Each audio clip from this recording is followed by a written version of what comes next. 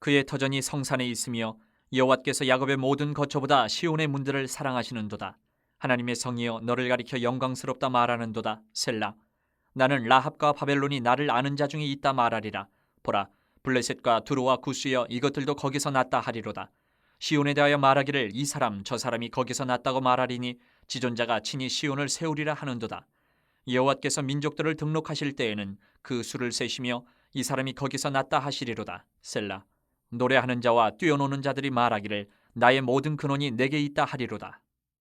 우리 성도들, 그리스도인들이 이 세상을 바라보는 눈은 불신자들과는 다릅니다. 뭐가 다르냐 하면 일반적으로 하나님을 알지 못하는 사람들은 그들의 세상을 바라보는 눈, 그러니까 세계관이라는 것이 그 중심이 자기 자신이에요. 나를 중심으로 세상이 어떻게 지금 돌아가고 있나, 그것을 따지고 그것이 나와 어떤 관계가 있을까, 나에게 어떤 유익이 될까, 아니면 나에게 어떤 불이익이 될까, 이런 것들에 관심을 가지고 또 따지고 그렇게 살아가요. 이것에 비해서 하나님의 백성들, 그리스도인들의 세상을 바라보는 세계관은 그 중심에 주님이 세우신 주님의 영광을 드러내는 교회가 있어요. 내가 있는 것이 아니라 주님의 공동체가 있는 거예요. 세상을 바라보는 거예요. 이것이 무슨 얘기인가? 나 중심의 불신자들의 세상을 바라보는 세계관과 그리스도인들이 교회 중심의 세계관을 바라보는 것, 이것들의 차이를 오늘 한번 살펴보면 좋겠습니다. 먼저 이 함께 읽은 시편 87편은 고라 자손이 기록한 시입니다. 그런데 그 앞에 84편이나 85편들을 참조해서 보면 이 87편을 기록한 때가 역사적으로 바벨론의 이스라엘이 정복당해서 포로가 되었던 시기예요. 나라가 없던 시기입니다. 이스라엘이 바벨론에게 정복당한 시기고 포로 생활 중이었어요. 그러면 이미 예루살렘은 멸망했어요. 정복당했으니까. 그리고 하나님의 성전, 예루살렘에 있던 성전도 역시 적국에 의해서 파괴된 상태예요. 그리고 많은 사람들이 바벨론으로 잡혀갔어요. 그런데 시인은 오늘 말씀을 보면 1절에 그의 터전, 다른 말로 하나님의 본부 기지가 거룩한 산 시온에 있다. 시온은 주로 예루살렘을 얘기합니다. 예루살렘에 있다고 노래를 해요. 온 세상은 물론 하나님의 영토입니다. 하나님이 창조하셨으니까 하나님의 것이에요. 그런데 하나님은 다른 곳보다 시온성을 성경 전체를 읽어보면 정말 중요하게 생각하세요. 사랑하세요. 그 성은 영광스러운 하나님의 성이다 라고 오늘 2절 3절에 또 얘기를 해요. 그런데 이것은 이 시인의 얘기일 뿐이고 그 당시 상황을 보면 인간적인 눈으로 볼 때 예루살렘 성은 바벨론, 애굽 이런 다른 강대국들의 성과 비교하면 정말 규모도 작고 화려하지도 않고 볼품이 없어요. 거기다가 이미 정복당해서 그 성은 파괴돼 버렸어요. 그 성 안에 있던 하나님의 성전이며 여러 것들이 다 피폐해진 상태예요. 그럼에도 불구하고 그 시온 땅이, 그 예루살렘이 하나님이 사랑하시는 곳이다. 하나님의 중심이다. 이렇게 말하고 있어요. 그 예루살렘 성, 시온성을 하나님이 사랑하신다. 이것이 무슨 말일까 생각해 보면 계시록 21장을 통해서 보면 이 시온은 예루살렘 성 이후에는 교회를 상징한다라는 것을 우리가 알게 돼요. 교회를 상징한다. 하나님은 그렇다고 교회 안에만 계신 분이 아닙니다. 당연히 교회 안에 계시지만 그 외의 모든 것들, 세상의 모든 것들을 통치하시는 창조주세요. 각 나라, 각 지역, 또 정치, 경제, 사회, 문화 등등 모든 영역의 주관자이신 분이십니다. 하지만 하나님께서는 그 중에도 특별히 교회를 사랑하시고 교회를 바라보고 계세요. 그리고 그 교회를 영광스럽게 하셔서 온 세상을 다스리는 하나님의 말씀의 본부로 삼으셨어요. 그래서 교회를 머리를 누구를 두셨습니까? 예수 그리스도를 두셨어요. 교회에. 그리고 그리스도인들은 그 교회에 모여서 하나님을 만나고 말씀을 훈련받고 세임을 얻고 그리고 또 세상으로 흩어져서 여러 모습으로 여러 자리에서 하나님의 일을 감당하면서 살아가요. 교회가 중심인 거예요.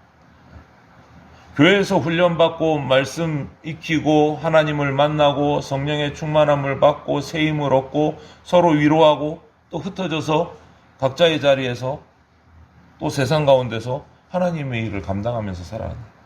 그래서 하나님께서는 세계의 중심, 하나님이 바라보시는 그곳은 거룩한 산 시온, 예루살렘, 곧 오늘날의 교회다라고 말씀하십니다. 그리고 오늘 4절에서 7절을 보면 이 또 시인은 고라자손은 모든 근원은 이 시온에 있다라고 말해요. 모든 근원이 시온에 있다. 근데 거기 보면 라합이라는 말이 4절에 나옵니다. 라합과 바벨론. 이 라합은 우리가 아는 여리고성의 그 여인, 정탐꾼을 이스라엘이 여리고성을 정복하기 위해서 정탐 왔다가 잡힌 그 정탐꾼을 보호해주고 살려줬던 그 라합 여인, 사람을 말하는 게 아니에요. 발음이 같아서 그렇지 이 라합은 애굽 신화에 등장하는 바다 괴물의 별명이에요. 애굽을 상징하는 거예요. 애굽. 이 애굽과 바벨론은 그 당시 강대국이었어요. 가장 힘이 센 나라 중. 요즘 현대로 와서 보자면 이 애국과 바벨론은 20세기 예전에 냉전시대에 미국과 소련 이런 시대인 거예요. 미국과 소련. 서로 으르렁대지만 서로 엄청 힘이 센 강대국. 이런 존재였어요. 그리고 오늘 계속 보면 그 옆에 주위에 블레셋, 두로, 구스 이들은 애굽이나 바벨론처럼 강대국 아주 큰 제국은 아니었지만 나름대로 힘을 가지고 세력을 가진 나라들이었어요. 이 나라들에 비해서 그 당시 이스라엘은요. 다윗과 솔로몬 시대에는 상당히 강한 나라였지만 그 이후로 남유다 북이스라엘로 나라가 분열이 되면서 순식간에 그냥 나라가 약해졌어요. 쇠락했어요. 더더군다나 지금은 다른 나라 바벨론에 정복당해서 멸망당해서 나라가 없어진 상태예요. 그런데 오늘 시인은 세상의 모든 나라가 시온에서부터 나타. 그렇게 4절에 얘기해요. 나라들뿐만 아니고 5절에 보면 그 각 사람들도 시온으로부터 나왔다. 하나님을 믿기 때문에 이런 담대한 선포를 한 거예요. 그 당시 인간들의 인간적인 눈으로 보면 정말 헛소리인 거예요. 아니 바벨론에 잡아먹혀가지고 나라도 없어진 주제에 무슨 모든 나라가 시온에서 났다. 모든 사람들이 시온에서 났다. 말도 안 되는 소리를 하는 거예요. 그런데 6절로 넘어가면서 이 시인은 또 얘기합니다. 하나님이 민족들을 등록하신다라고 말해요. 이 등록하신다는 말은 하나님이 세상의 나라들을 다 주관하고 계시고 정복하고 계신다라는 거예요. 당시에 어떤 나라가 다른 나라를 정복하면 인구조사를 제일 먼저 합니다. 왜?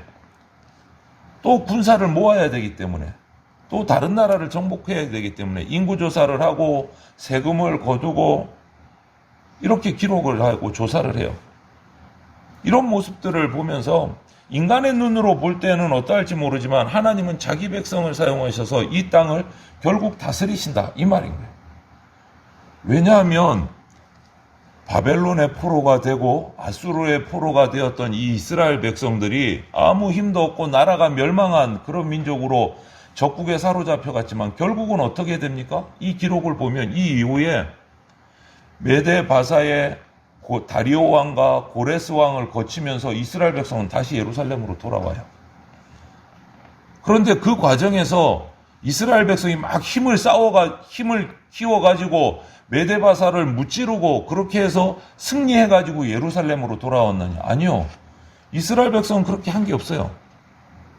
하나님께서 그 적국인 메데 바사 바벨론의 느부갓네살 왕이며 고레스 왕이며 다리오 왕이며 이런 적국의 왕들을 하나님께서 그들의 마음을 변화시키고 생각을 변화시키셔서 이스라엘 백성을 그냥 풀어주게 만들어요. 돌아가라. 이스라엘 백성이 힘을 키워서 뭐 전쟁을 해서 승리해갖고 해방한 게 아니라는 말이에요. 하나님께서 그 왕들을 움직이셔서 이스라엘 백성이 시온 땅으로 예루살렘 땅으로 돌아오게 만들어요. 이런 것을 보면 하나님이 모든 나라와 민족을 주장하시는 게 틀린 말이 아니다. 틀린 말이 아니다. 시온을 통해서 열방을 통치하시는 거예요. 하나님.